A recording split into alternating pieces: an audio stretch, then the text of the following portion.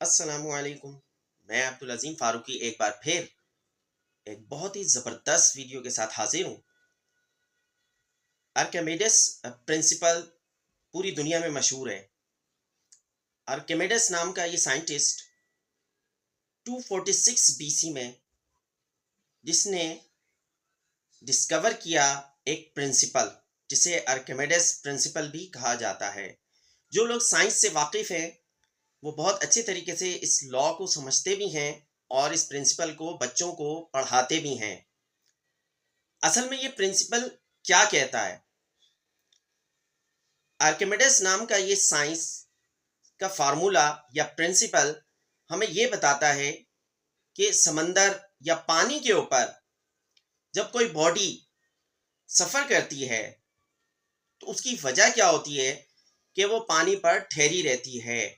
यानी उसका जो वेट है वो इक्वल होता है उसकी अपोजिट डायरेक्शन में प्रेशर पर, जिसकी वजह से वो शे पानी पर बआसानी तैरती रहती है।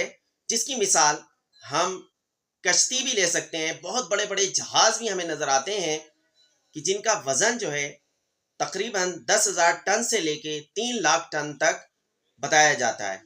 ये इतने वजनी जहाज समंदर पर किस फोर्स के तहत ट्रैवल कर रहे होते हैं, ये आर्किमिडीज का प्रिंसिपल जो है हमें ये बताता है कि आखिर ये जहाज इतने वजनी समंदर पर कैसे तैरते रहते हैं और अपनी मंजिल पर बाहिफाजत पहुंच जाते हैं। मगर काबिल गौर बात यह है कि एक सुई और एक सिक्का ये पानी में डूब जाता है। आखिर वजह क्या है? बात वो ये कि आर्किमिडीज प्रिंसिपल के मुताबिक सरफेस होना ज़रूरी है। यानी उस वेट का, उस बॉडी का सरफेस फ्लैट होना ज़रूरी है। जितना उसका वेट होगा उतनी ही अपोजिट डायरेक्शन का प्रेशर जो है, पानी जो है उसको अपोजिट डायरेक्शन में धकेलेगा, जिसकी वजह से वो बॉडी पानी पर सफ़र करती रहेगी। सुई इसी वजह से डूब जाती है, सिक्का इसी वजह से डूब जाता है क्योंकि उनका जो वेट है वो कम होता है और पानी उसको अपोजिट डायरेक्शन में उस तरह से नहीं धकेलता। फिर ये बड़े बड़े जो जहाज डिज़ाइन किए जाते हैं जो आपको पहाड़ों की मानिंद समंदर पर तैरते हुए नज़र आते हैं, पानी की डेंसिटी का भी ख्याल रखा जाता है। इनका जो निचला हिस्सा होता है इसको एक ख़ास डेंसिटी बैलेंस के तहत तैयार किया जाता है ताकि जब ये जहाज़ या कश्तियाँ समंदर में छोड़ी जाएं तो फिर वहाँ पर इनके डूबने के चांसेस कम हो।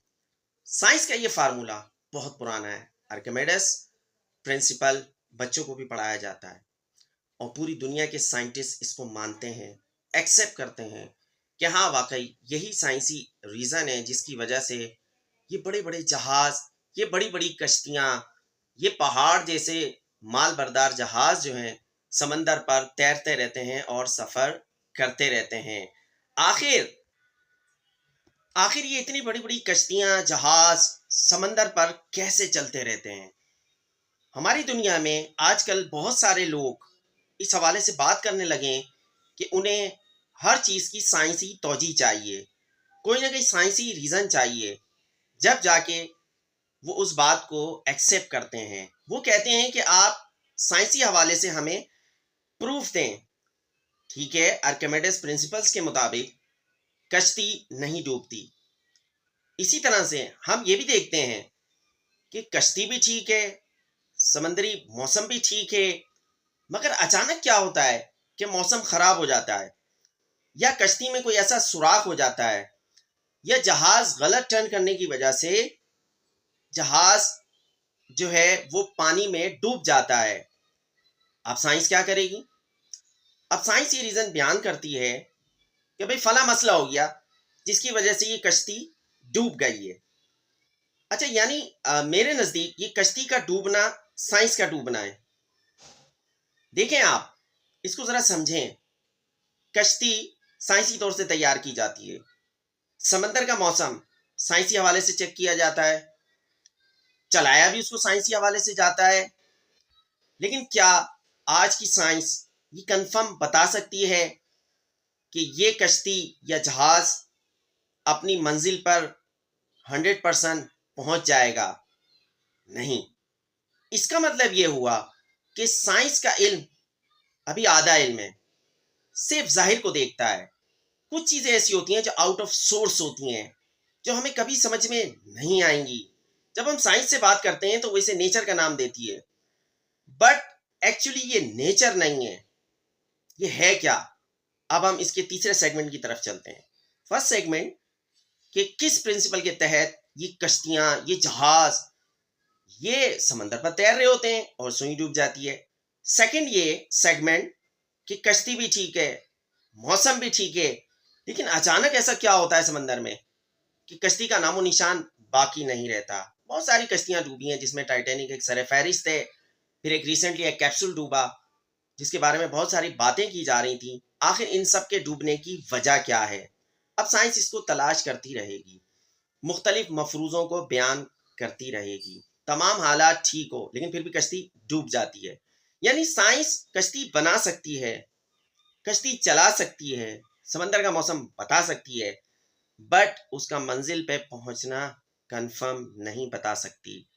यहां आके साइंस खुद कश्ती में बैठकर डूब जाती है। अब हम कहां से मालूम करेंगे आखिर क्या चीज है कि जो इतने बड़े बड़े जहाज समंदर में तैरते हुए हमें नजर आते हैं? आउट ऑफ सोर्स हम जिसको नाम देते हैं, बहुत सारे लोग उसको नेचर कहते हैं। हम बीइंग अ मुस्लिम उसे क्या कहते हैं? आइए कुरान मजीद की सूरह लुक़मान ने इस तरफ इशारा किया है।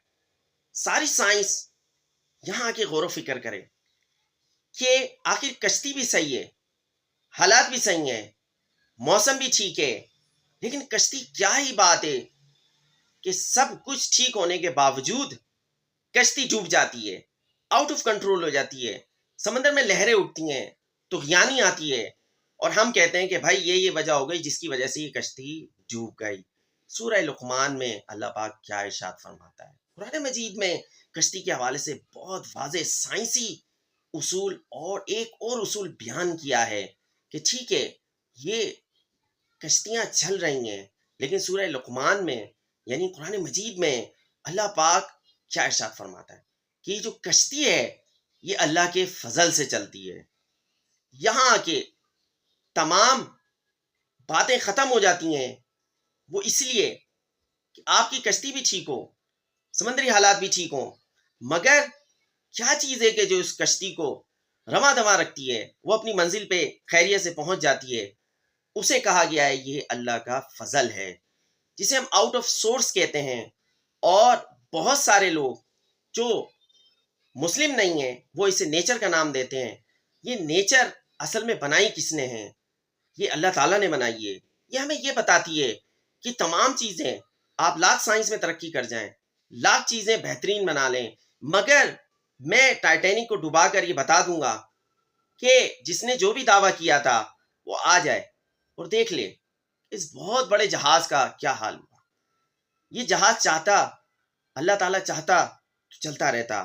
हमें ये पता चला कि कुछ चीज़ें ऐसी हैं जिनके पीछे साइंस भागती रहेगी मगर उसे प्रूफ नहीं कर सकेगी। इसका मतलब ये नहीं है कि वो चीज़ें मौजूद नहीं हैं। यानी यहाँ पर एक ख़ास आउट ऑफ सोर्स, जिसे हम नेचर कहते हैं, जिसे हम अल्लाह ताला का फजल कहते हैं, ये हमें लाजमी मानना पड़ेगा कि इसके बगैर हम समंदर में क्या, हवा में भी सफ़र नहीं कर सकते। यानी आप किसी भी जहाज़ में बैठ जाएं, एरोप्लेन में बैठ जाएं, एयरबस में बैठ जाएं, वो उड़ने से पहले आपको लाजमी दुआ पड़ाएगा। क्यों भाई? ये सेफ्टी के लिए। सारे इंतजाम कर लिए, साइंसी तौर पे जहाज देख लिया, हर लिहाज से चेक कर लिया, मगर एक चीज़ है जो है दुआ, जिसके अंदर अल्लाह पाक का फजल शामिल हो जाता है। तो मैं यहाँ पे दावत फिक्र दे रहा हूँ उन लोगों को जो हर वक्त साइंस साइंस की रट लगा के रखते हैं। साइंस डूब जाएगी अगर कश्ती डूब जाएगी। ये बात आप जहन में रखें कि अगर आप खुदा के फजल को मान लेंगे, उसको तलाश कर लेंगे, उसको एक्सेप्ट कर लेंगे, दिल से मान लेंगे कि कुछ चीज़ें ऐसी हैं जो आउट ऑफ सोर्स हैं, तो आप यकीन मानिए कि आप कहेंगे कि साइंस का इल्म खुदा के इल्म के आगे कुछ भी नहीं है। आप इस बात को मानने पर मजबूर हो जाएंगे कि ये साइंस की बनी हुई कश्ती डूब गई तो फिर समझें कि पूरी साइंस डूब गई। अगर इस कश्ती को बचाने वाला है तो वो अल्लाह ताला का फजल है। आई होप कि आपको मेरी ये वीडियो भी पसंद आएगी। आप मेरे चैनल को भी सब्सक्राइब करते रहेंगे। Thank you very much. अल्लाह हाफिज़।